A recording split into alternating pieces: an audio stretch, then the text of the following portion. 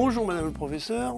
Après avoir abordé ces petits éléments vivants que sont les cellules, que sont les bactéries, il est peut-être venu aujourd'hui temps de parler de cette chose un peu bizarre qui s'appelle la mitochondrie. Mitochondrie. Alors qu'est-ce que c'est une mitochondrie? Alors une mitochondrie, c'est un petit élément qu'on trouve dans le cytoplasme des cellules animales et végétales. Donc c'est une petite structure, un petit compartiment qui est l'usine de production d'énergie de la cellule. Donc il y en a plusieurs dans chaque cellule, il y en a entre 10 et 100. Et c'est une usine pour fabriquer l'énergie dont la cellule a besoin pour vivre. Mais donc c'est à l'intérieur de la cellule, mais c'est pas dans le noyau?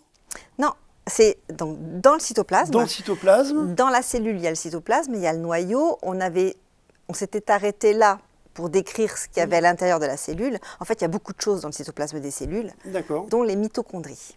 Dont les mitochondries. Donc, un petit compartiment. Un petit compartiment qui sert à produire l'énergie dont la cellule a besoin pour vivre. Et il est constitué de quoi?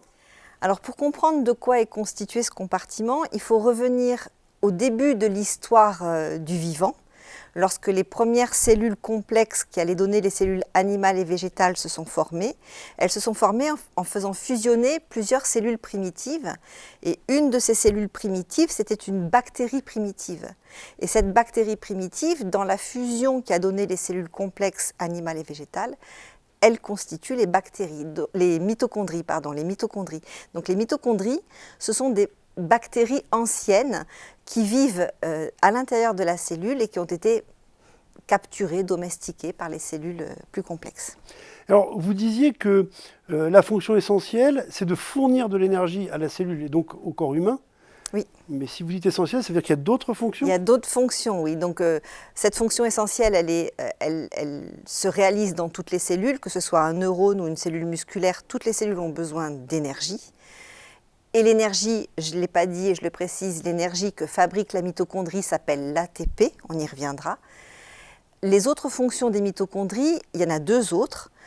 Une des premières fonctions des mitochondries, une autre fonction des mitochondries, c'est aussi dans toutes les cellules, d'aider la cellule à réaliser ce qu'on appelle la mort programmée des cellules. Quand une cellule a son ADN qui est trop abîmé, il faut qu'elle disparaisse de l'organisme parce qu'elle risque de devenir délétère. Et donc, il existe un programme génétique qui conduit la cellule au suicide.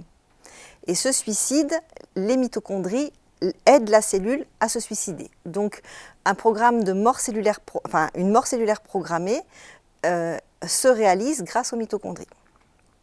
Ça, c'est la deuxième fonction. Et la troisième fonction des mitochondries ne se fait pas dans toutes les cellules du corps, mais juste dans deux glandes particulières chez les animaux, les testicules et les ovaires. Les mitochondries sont responsables de la fabrication des hormones sexuelles.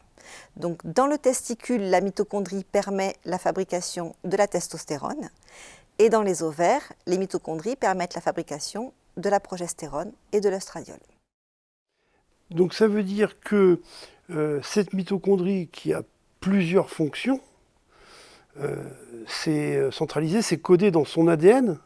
Oui, puisque comme la mitochondrie provient d'une bactérie ancestrale, elle a conservé le génome de la bactérie ancestrale qui a évolué, qui s'est modifié, et dans ce génome mitochondrial, il y a toutes les fonctions qui permettent à la mitochondrie de réaliser toutes les missions qu'elle doit réaliser. Alors c'est un ADN différent de l'ADN qu'il y a à l'intérieur du noyau de la cellule? Tout à fait. Et vous allez me dire que... On va en parler dans une autre capsule. Merci Madame le Professeur.